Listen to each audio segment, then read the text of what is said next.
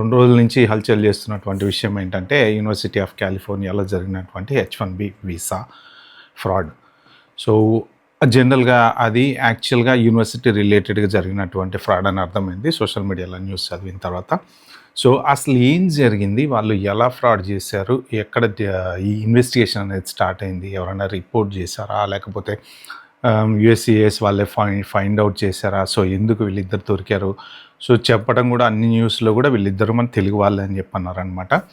దీని గురించి full details ఈ వీడియోలో ఇస్తా. మీరైతే లాస్ట్ వరకు చూడండి. Very important video. అంటే మన వాళ్ళు ఫారెన్ వెళ్ళి వాళ్ళ సిస్టమ్స్‌ని ఎలా ఎంత సింపుల్గా వాడేసి, ఎంత సింపుల్గా ఫ్రాడ్ చేసి డబ్బులు సంపాదిస్తున్నారు. అంటే డబ్బులు సంపాదించాలి కరెక్టే, కానీ దానికి కూడా మరి ఇంత లెవెల్లో ఫ్రాడ్ చేసి సంపాదించాలనేది ఇట్లాంటివి చూస్తే అర్థమవుతుంది. డాక్టర్స్ కేసులు కూడా ఈ మధ్యన ఎన్ని బయటపడుతున్నాయంటే, ఇది మెడికేర్ ఇది ఉంది కదా స్కీమ్స్, దాంట్లో ఏవి దొంగ బిల్లులు పెట్టేసి డబ్బులు క్లెయిమ్ చేసుకున్నవి. మరి వీళ్ళకి డబ్బుల మీద ఆశ ఏంటో నాకు తెలియదు. బట్ దాని గురించి అయితే డీటెయిల్స్ చెప్పే ప్రయత్నం చేస్తాను నేను.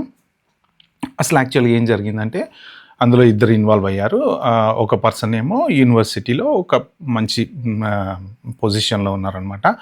ఆయన ఏంటంటే ఒకవేళ H-1B ఏదన్నా అప్లై చేయాలి అంటే ఆయన అప్రూవల్ ఇస్తాడనమాట. ఇంకొక అతను ఇన్వాల్వ్ అయిన అతనికి ఒక 2 కంపెనీలు ఐటీ కన్సల్టింగ్ కంపెనీస్ ఉన్నాయి. సో, దాని ద్వారా అతను జాబులు పెట్టిస్తారనమాట. సో, ఫస్ట్ ఆఫ్ ఆల్ ఇది ఎలా స్టార్ట్ అయింది అంటే, ఈ పర్సన్ ఎవరైతే యూనివర్సిటీలో పనిచేస్తున్నారో ఆయన వచ్చేసి ఆ పర్టిక్యులర్ H-1B రిక్వైర్మెంట్ ఏదన్నా ఉన్నప్పుడు, లేకుంటే వీళ్ళు క్రియేట్ చేయటం అనమాట. సో, దీంట్లో మెయిన్ ఏంటంటే fake job, ghost job, fake offer letter, fake LCA అన్నీ ఫేకే, ఎవ్రీథింగ్ ఫేకే. సో, వాళ్ళు ఏంటంటే ఒక పర్టికులర్ పొజిషన్కి H-1B క్రియేట్ చేస్తారనమాట. త్రూ లాటరీ ద్వారా కొన్ని H-1Bలు అప్లై చేసుకోవచ్చు, క్యాప్ ఎగ్జామ్ట్ కొన్ని H-1Bలు అప్లై చేసుకోవచ్చు. యూనివర్సిటీకి ఒక్కొక్కసారి క్యాప్ ఎగ్జామ్ట్ కూడా ఇస్తుంటారు కదా. సో, అలాగా వీళ్ళు ఒక పర్టికులర్ పొజిషన్ అనేది క్రియేట్ చేసి, ఆ పొజిషన్కి LCA అప్లై చేసి యూనివర్సిటీ నుంచి H-1 అప్లై చేస్తారనమాట. చేసిన తర్వాత ఆ పర్సన్ స్టాంపింగ్ చేయించుకొని యూఎస్లో ల్యాండ్ అయిన తర్వాత ఇంకొక పర్సన్ ఎవరైతే ఉన్నారో, ఇప్పుడు ఇద్దరు కదా వీళ్ళు ప్లీడెడ్ గిల్టీ, మొత్తానికి ఇద్దరు అనమాట. సో, ఆ ఇద్దరు ఎవరైతే ఉన్నారో ఇంకొక ఆయనకి 2 ఐటీ కన్సల్టింగ్ కంపెనీలు ఉన్నాయి. ఆ కంపెనీ ద్వారా ఈ H-1B వాళ్ళని ఆయన జాబ్లో పెట్టిస్తాడనమాట.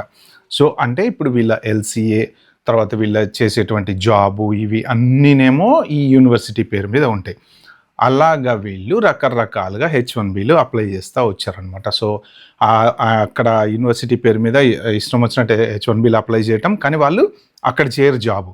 ఇక్కడికి రావటం, ఈ కంపెనీ ద్వారా వేరే చోట జాబ్ చేయటం అనమాట. చాలా బాగుంది కదా.